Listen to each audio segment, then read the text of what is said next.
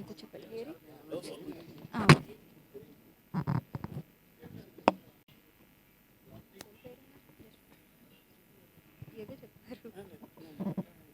నేను భయపడ్డానండి. ఇక్కడ ఏ భరణం ఎవరో అంటారు, నిమిషమే టైం ఇచ్చామని కంగారు పెట్టేసి ఏం మాట్లాడాలో ఏం మాట్లాడలేదో తెలియక కంగారు పడతామని 4 మాటలు రాసుకొచ్చాను, అది చదివేద్దామని.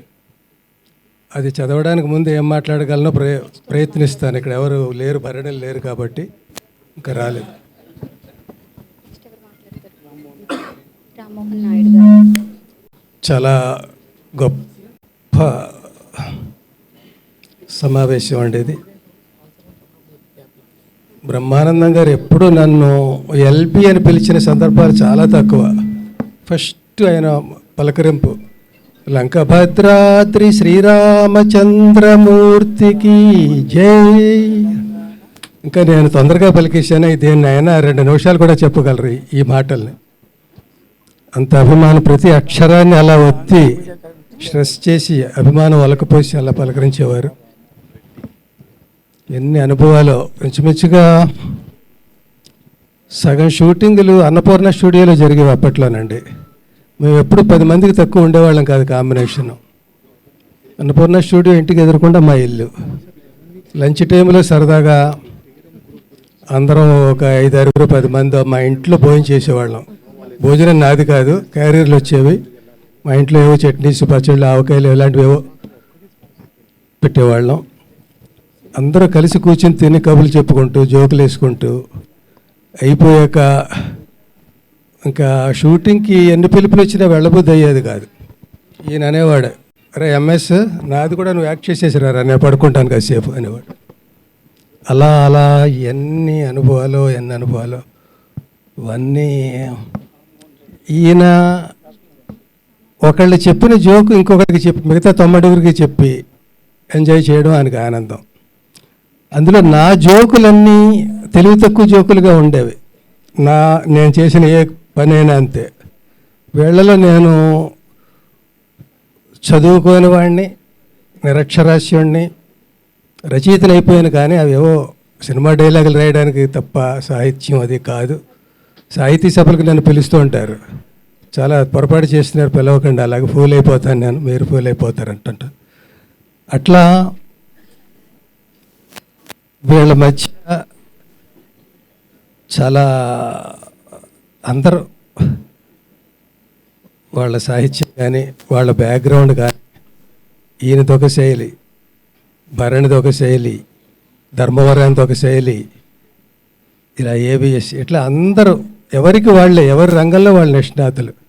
లక్కీగా నేను ఎక్కడ బతికిపోయానంటే, నేను 4 నాటకాలు ఆడి రాసి సినిమా ఫీల్డ్కి రావడం వల్ల చిన్న పునాది నాకు కూడా ఏదో ఉందని ఒక ఆత్మస్థైర్యం, అంతే తప్ప వీళ్ళలో ఏ రకంగా కూడా నేను సరితూగను. ఎక్కువ ఆ సైలెన్స్తో వాళ్ళు మాట్లాడే విని అందులో నేను ఏమైనా ఒక అపప్రిన్సిపు జోకో మాటో అంటే వాళ్ళు నవ్వుకొని, ఆ నవ్వుని నేను నవ్వుకొని అలాగే గడిపిన రోజులు ఎక్కువ అండి.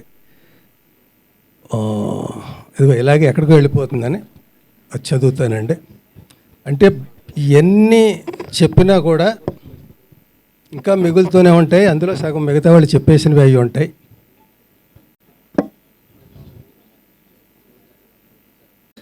దయచేసి ఎవరు స్క్రిప్ట్ ఇవ్వలేదు, నేనే రాసుకొచ్చాను రైటర్ని కాబట్టి నేను రాసింది నేనే చదవాలి. అయితే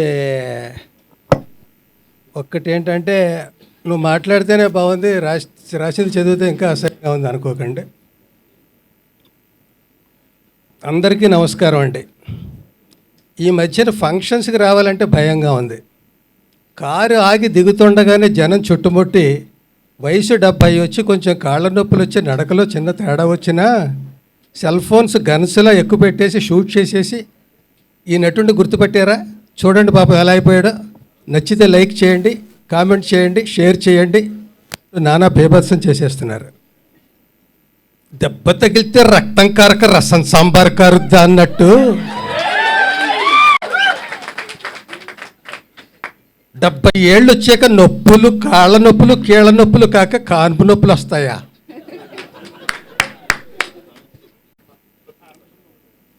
అందరూ బ్రహ్మానందం గారు అయిపోతే హాస్యం బ్రహ్మ పదార్థం అయిపోదు.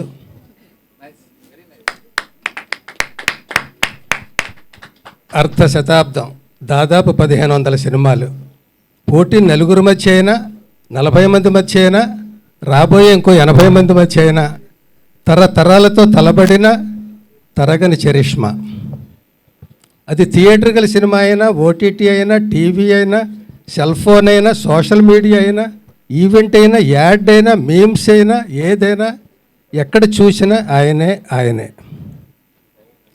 ఆయనతో నటించని నటుడు లేడు, ఆయన నటించని సినిమా లేదు, ఆయన నటించిన పాత్ర లేదు, అసలు ఆయన నటించక్కర్లేదు, అసలు ఏం చెయ్యక్కర్లేదు, ఆయన కనిపించక్కర్లేదు, జస్ట్ ఆయన గుర్తొస్తే చాలు నవ్వు వచ్చేస్తుంది. ఒక్క మాటలో బ్రహ్మానందం గారు ఒక అపురూపం. ఆయనది ఒక హాస్య విశ్వరూపం. ఆయన పలికిన మాటలు రచయితగా కొన్ని నావైనందుకు, ఆయన పక్కన నటించినందుకు, భావాలు పంచుకున్నందుకు, నవ్వులు పెంచుకున్నందుకు, ఈ భూదూరపు బాటసారి మహాప్రస్థానంలో కలిసి నడిచిన అడుగులు నావి 4 ఉన్నందుకు మురిసిపోతూ, శతమానం భవతి శతాయుః పురుష శతేంద్రియ ఆయుష్యేవేంద్రియే ప్రతిష్టతి.